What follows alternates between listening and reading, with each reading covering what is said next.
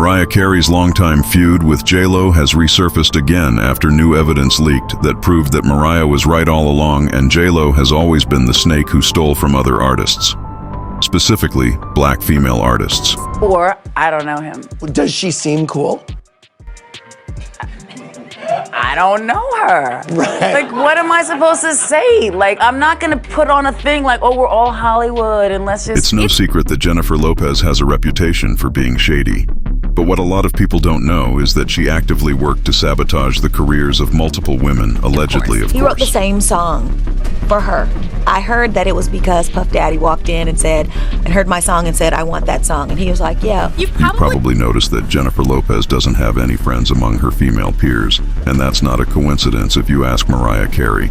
It's all because J-Lo is jealous of women who can actually sing, and she'll throw anyone under the bus to get a step ahead. Now brace yourself, because we're about to expose all the messy details about J-Lo's rise to fame, from acting gangsta for Diddy to stealing vocals from several black female singers. What do you think about people still referencing I don't know her all these years later? I still don't know her. Okay, so let's first talk about J-Lo's ongoing feud with Mariah, because many people seem to think that Mariah is being shady for no reason. The feud first became public in the late 2010s after a video resurfaced showing Mariah telling a German paparazzi that she doesn't know J-Lo. Und was ist mit J-Lo? Die kenne ich nicht. Oops. However, Mariah's issues with J-Lo can be traced back to the 90s, when J-Lo started getting close to Mariah's ex-husband and former head of Sony Music, Tommy Mottola. Mariah was just 23 when she married 43-year-old Tommy, and after they divorced, Mariah revealed that Tommy was extremely controlling and emotionally. I wasn't really allowed out of the house, so I can't imagine what she went through. So you've never been abused like that, ever been hit by anyone? Anyone ever abused you? Abuse has several categories. You've been emotionally abused. Emotionally, mentally. Tommy's controlling ways were an open secret in the industry at the time, however, that stopped J-Lo from getting close to him, and she basically allowed Tommy to use her as a pawn for his revenge on Mariah. In her 2020 memoir, The Meaning of Mariah Carey, Mariah revealed that Tommy consistently tried to sabotage her career after the divorce, and J-Lo helped him. While Mariah was working on the soundtrack for Glitter, she came across the song Firecracker by the Japanese band Yellow Magic Orchestra and decided to sample it for one of her songs. However, according to Mariah, Tommy sent his spies to monitor her, and when Tommy found out about this sample, he stole it and gave it to J-Lo. Mariah wrote, after hearing my new song using the same sample, I used Sony Rush to make a single for another female entertainer on their label, whom I don't know the sample. Mariah picked for herself ended up on J-Lo's song, I'm Real featuring Ja Rule. But get this, Ja Rule had already started working with Mariah on a collab when Tommy allegedly convinced him to drop Mariah and do a song with J-Lo. Instead, Tommy then invited Murder Inc. CEO Irv Gotti to help him with the production of the song. But here's where things get even. Messier, the demo for I'm Real, was originally recorded by Ashanti, and Ashanti told Gotti that she wanted to keep the song for herself. But once again, Tommy Mottola uses influence and gave the song to J-Lo, however they kept some of Ashanti's vocals. Well, I demoed the record for her. That was way back. That was before I was signed to Murder Inc. And they kept my hook. And, you know, they kept some of the backgrounds and ad-libs and stuff like that. And it was funny. It was a bittersweet because I was really excited because it was J-Lo. You know what I mean? But I was so mad at Irv because I was like, you know I wanted that record. I always, ever since I saw Friday, you know what I mean? Mary Jane. I was like, you give me that. I want that record. I was so mad, but I was happy at the same time because it was. Shantae later admitted that she probably could have fought harder for the song. However, she also said that J-Lo had such a machine behind her at the time that there was probably no use in trying to fight them, and this machine apparently helps J-Lo steal a number of songs from other artists and pass their vocals as her own.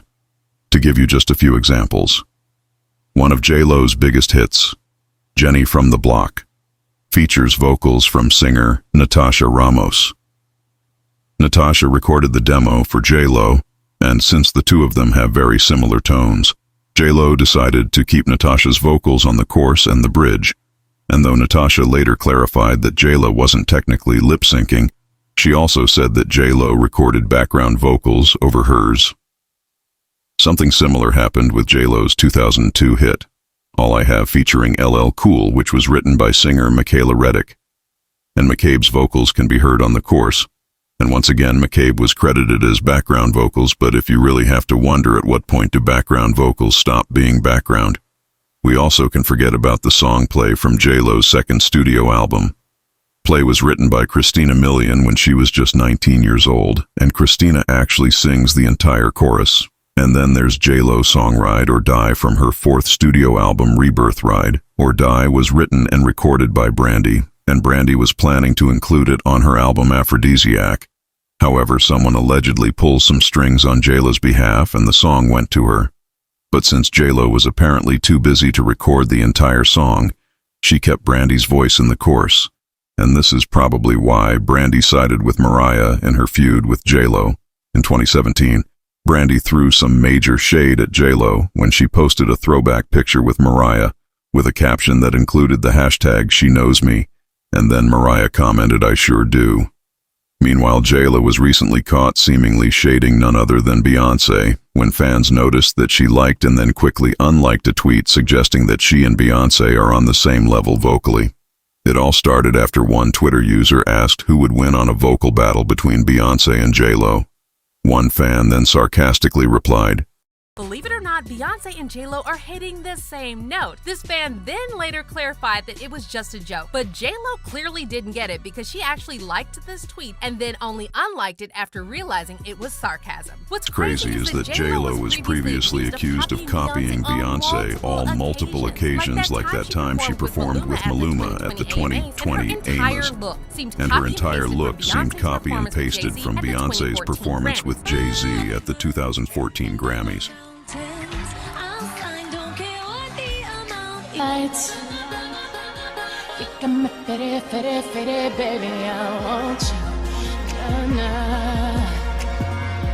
Keep your eyes. By the way, when J-Lo was asked about Jay-Z's music streaming platform Tidal, she claimed that she had never heard of it and completely ignored the reporter who was trying to explain what it was. But then, just months later, all of J-Lo's albums ended up on Tidal. Did you hear about Jay-Z's new streaming service? No, Tidal? I did not. He's got this new streaming service, and artists are it's basically owned by artists. Okay. Do you think you would want to be a piece of that? If you, I don't know anything about it, sweetie. But as shady as this was, J-Lo has nothing on the Queen of Shade, Mariah. When Mariah was told that J-Lo sleeps a minimum of 8 hours every night, Mariah said this. Mariah, who calls herself Supergirl, says she often sleeps just 3 hours a night. When told Lopez claimed to get 8, Mariah said, quote, "If I had the luxury of not actually having to sing my own songs, I'd do that too." Now, as for fans, you can probably guess what side they're taking. One person said, "Let me get this straight. J-Lo was allowed to outright steal vocals and full songs from black women, and black men paved the way for her to do it? Yeah, sounds about accurate." And another fan added, "This ought to show y'all to appreciate the legend Mariah. She was right all along. None of us should know her." But let's hear your thoughts on J-Lo and Mariah's feud. Do you think that J-Lo really built her career by stealing from other artists?